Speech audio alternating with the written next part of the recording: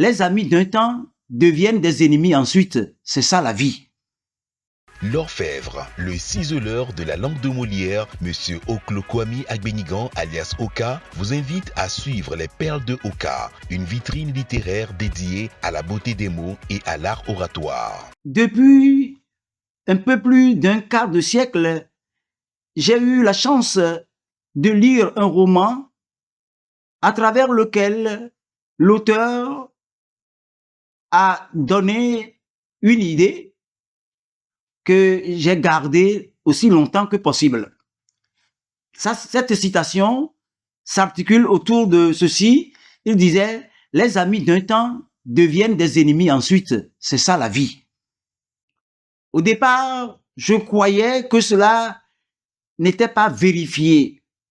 Mais au fil des temps, comme le temps avance, le temps que l'on ne saurait jamais arrêter, le temps qui avance, qui progresse, finit par nous faire sentir et comprendre la réalité ou la véracité de ce point de vue, de cette opinion.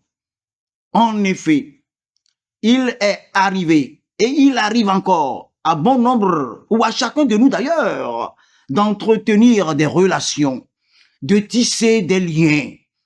Mais, quelques jours après, quelques semaines après avoir noué ces relations, et comme par engouement, chacun s'évertue à apporter un peu du sien pour que cette amitié se réchauffe. Cette amitié est alors similaire à un feu dans lequel on jette tout ce qu'il faut pour que le feu brûle aussi longtemps que possible. On s'appelle régulièrement, on se rend visite, on fait même des échanges de cadeaux et on croit vivre dans le meilleur des mondes. Mais malheureusement, pour on ne sait quelle raison, il y a chamboulement. Cette amitié que l'on a tenté de sauvegarder, de maintenir aussi longtemps que possible, cette amitié devient une huile déliquescente. Ça se transforme en une inimitié. Les deux amis d'alors se regardent en chiens de faïence. Ils animent l'un vis-à-vis de l'autre une certaine adversité, une certaine antipathie. On se hait, on ne s'entend plus, on ne se comprend plus, on ne cherche plus à se parler. Mais c'est bien dommage. Qu'est-ce qui peut en être la raison? Je crois que les deux personnages, au départ, n'ont pas eu le temps de s'apprécier et de se connaître profondément avant de tisser leurs liens. Il arrive aussi parfois que par égotisme, par orgueil, que l'un ayant réussi, ayant alors gagné une opportunité, s'estime supérieur à l'autre. Et patatras, le verre glisse, tombe et se fracasse. Quelquefois, il faut l'avouer, c'est par hésitation. Et comme je l'ai dit tantôt, l'amitié est semblable à un feu qu'il faut nourrir. Il faut y jeter des bûches, plus que si cela n'est pas fait. En évitant de faire cela, le feu s'éteint parce que il a manqué de ce qui peut l'alimenter.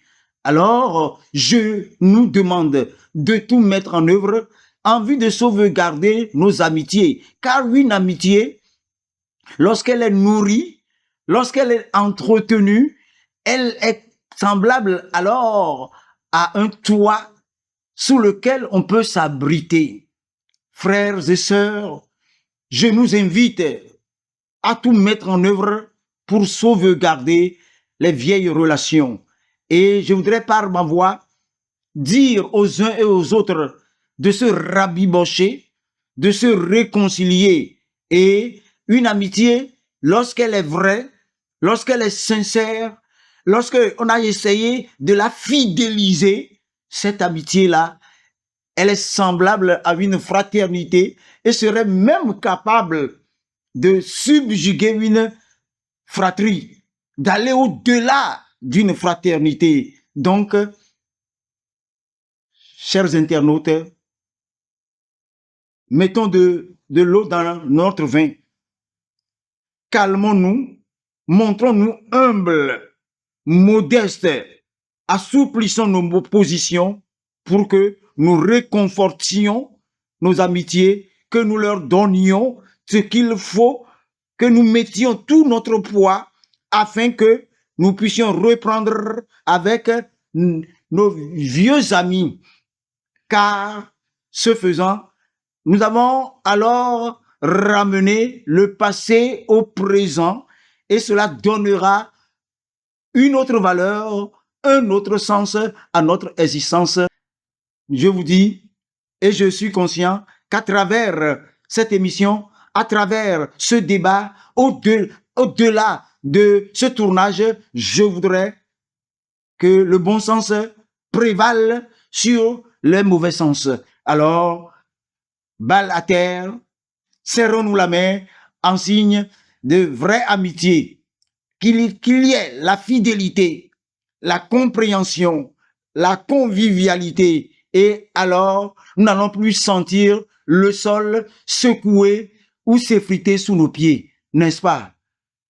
Nous sommes dans l'expectative, tout va devoir reprendre du jour au lendemain et comme ça nous allons sentir la vraie valeur et le vrai sens de la vie ici-bas.